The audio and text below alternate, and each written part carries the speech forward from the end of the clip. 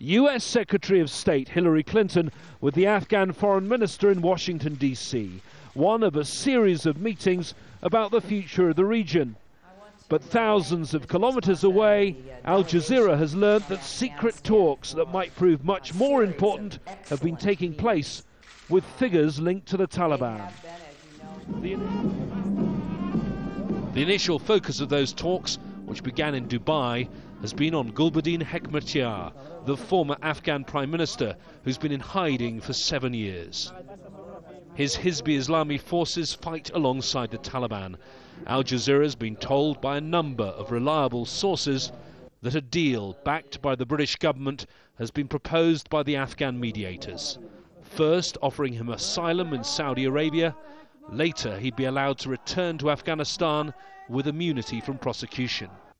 This is Gairat Bahir, one of two of Mr. Hekmatyar's son-in-laws we've been told are involved in the process. Mr. Bahir was released from the US prison at Bagram Air Base in Afghanistan in May last year after 6 years in custody. Last month, the British authorities gave Mr. Bahir a visa to travel to London, where these pictures were taken.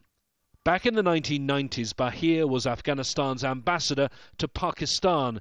He appears once again to have been working as an emissary, this time involved in secret and delicate negotiations.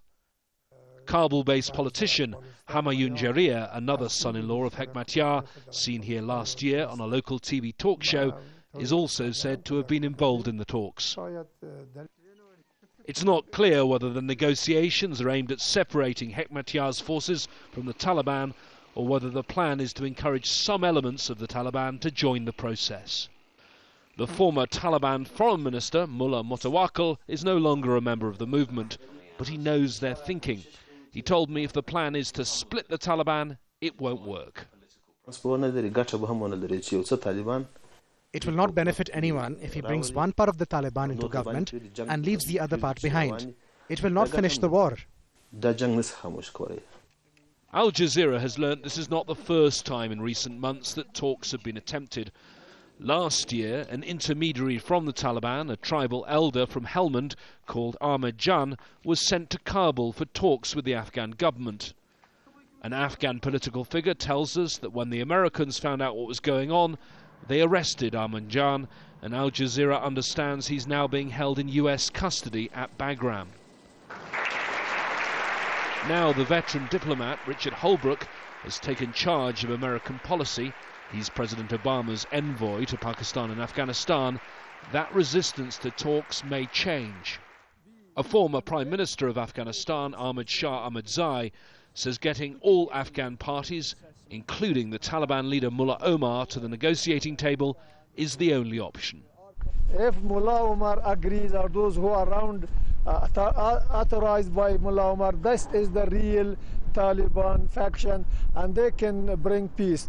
After Mr. Holbrooke's recent visit to Kabul, a number of Afghan government and intelligence sources suggested to Al Jazeera that the ambassador had had a secret meeting with intermediaries sent by the Taliban. In a telephone call, Ambassador Holbrooke vehemently denied that he'd met anyone linked with the Taliban.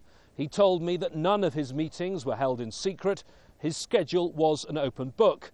Now, although both the State Department and the US Embassy here have refused to release that schedule, Al Jazeera's found no evidence that the ambassador himself had any such meeting. Relations between the US and Hamid Karzai's government have soured in recent months. Even though President Karzai was among the first people to suggest the idea of talking to the Taliban, it may be that some at a high level in his government want to undermine Mr. Holbrooke's mission, even if that risks destroying the talks, negotiations that Al Jazeera has been told are ongoing and making some progress, even though they remain at a delicate stage. James Bays, Al Jazeera, Kabul.